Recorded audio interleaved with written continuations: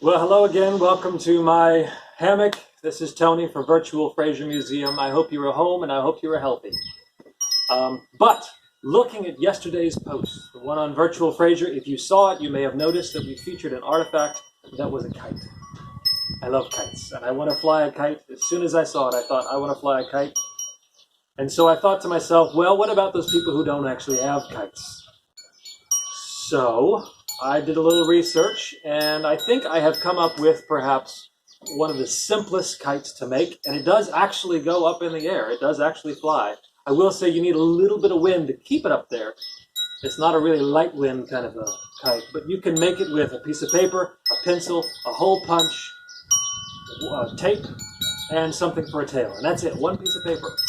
So that's what I'd like to do today. I will say, for your sake, I tried several different options. Most of them did not work. But you'll see as we go on. But if you have those things, join me. Let's make a kite.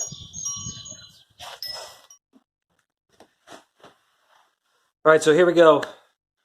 The simplest kite I can come up with for you. It's been tested. I've tested it, and it does seem to work. You need one piece of paper, one pencil. I've dulled this pencil so we don't have any sharp points. Some tape, a hole punch of some sort. I hope you have one of those. Perhaps if you don't, maybe you could use a pen and make it larger or something. Ask for some help from your folks. Or maybe the sharp part of a pencil, you can poke a hole. And then I have this yarn. It doesn't have to look like this. This is kind of a knitted yarn. It's weird. But if you don't use this, maybe you'll use a little extra yarn because you want a tail. And this is about 6 feet long. So here you have one piece of paper. What you're going to do, you're going to make this one piece of paper into a kite.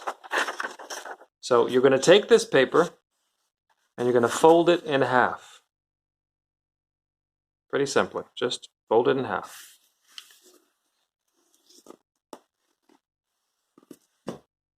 Then, starting in this corner, I want to fold somewhere up here. And it's not an exact science, so I'm just going to fold so that maybe that point kind of, see, I'm going to go from this corner all the way up to where that kind of meets. I think the more important part is that this corner is pretty close. There we go. Just like that. And you got to, I would say, put some weight into it. Fold it really, really well. Because that is the major fold of your kite. Right, so I folded it like this. And I'm going to fold it back the other way too, just so we make sure we got a good fold. And that's it. Now we have a kite. Almost. Next, I take a little bit of tape. And do you see where that fold is right there? See where that fold came?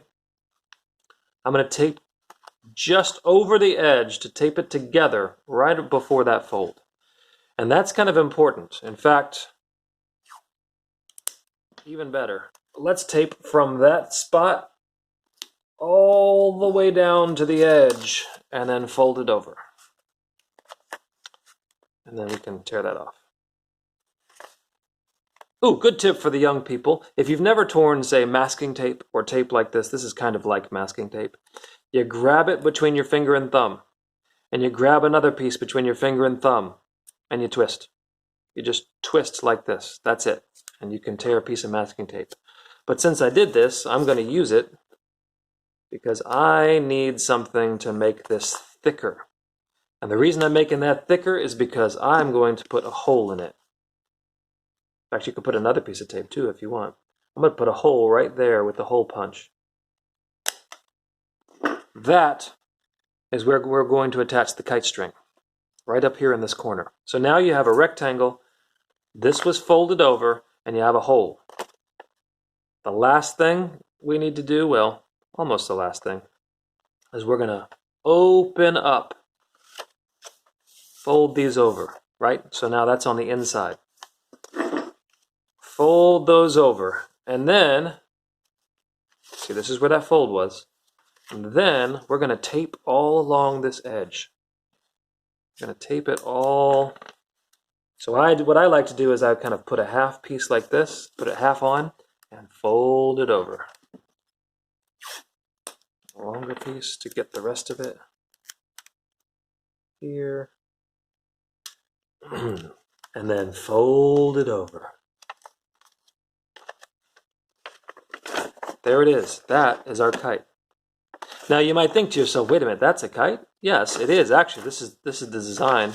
It's going to be pulled by a string right here. The problem is that it's floppy, right? That's where the pencil comes in. So where we have this piece, I would fold it over so it's flat. And that's where our pencil comes in, because our pencil, we're going to tape right across here to give it some stiffness, some strength. So I don't know, whatever.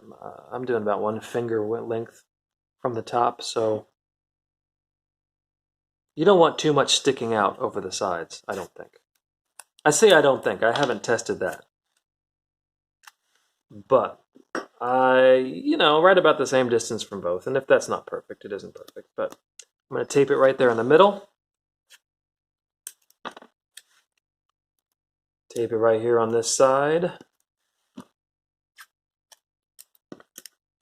And tape it over here on this side. So now it's stiff. Oops, let's put a little bit more tape there. That wasn't quite enough. I want to make sure it stays. There we go. There we go. Now it's good and stiff, right? It's not going to...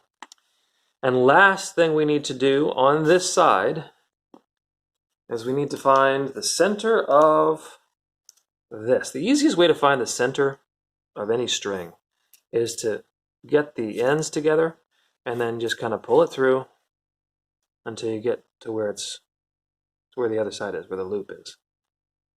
So I want to tape this on there. So right about where that loop is, I put, now again, you might have different yarn, and you might want to have, if you use yarn like a thin yarn, maybe use, I don't know, 3 or 4 loops, right? So that would be, instead of having just one piece of yarn that's kind of doubled over, maybe cut 3 or 4 pieces and have them all in one loop. And then we'll take this and we'll tape it.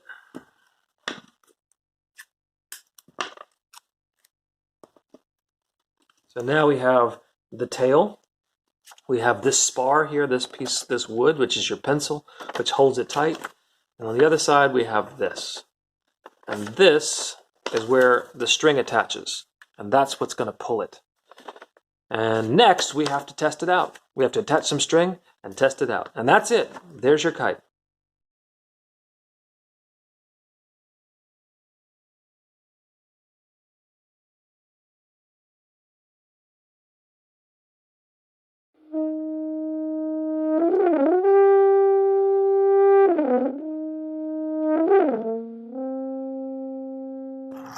Okay, so this is our first test of our garbage bag kite. Stop pulling! All right, this is the first test of our garbage bag kite.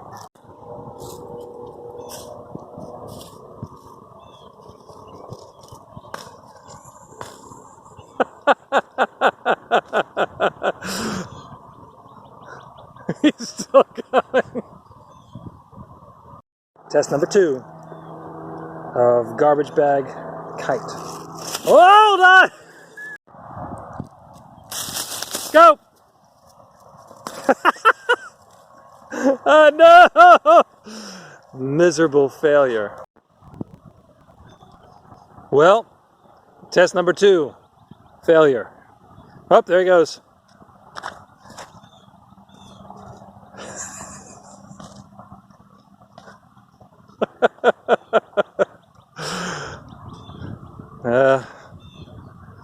Sometimes it just doesn't work.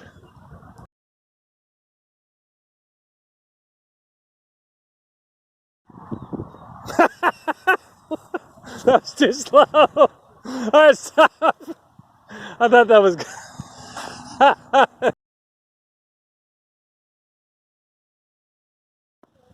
Test number 346.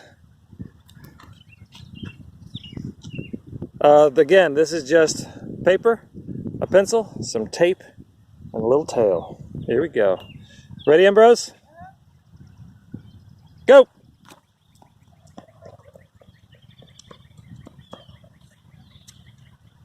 There it goes.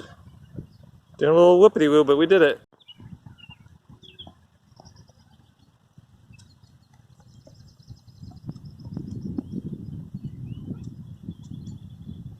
I call that a success. There it is, my friends. A paper kite, nothing more than paper, a pencil, and a bit of yarn for the tail. And there it is, flying in the sky. Thanks again for joining me. This is Tony with the Virtual Fraser Museum. And if you can find some space somewhere where you can run and build a little kite, it's a great deal of fun, even when it doesn't get up in the air. So I hope you're home and healthy, and I look forward to seeing you guys again.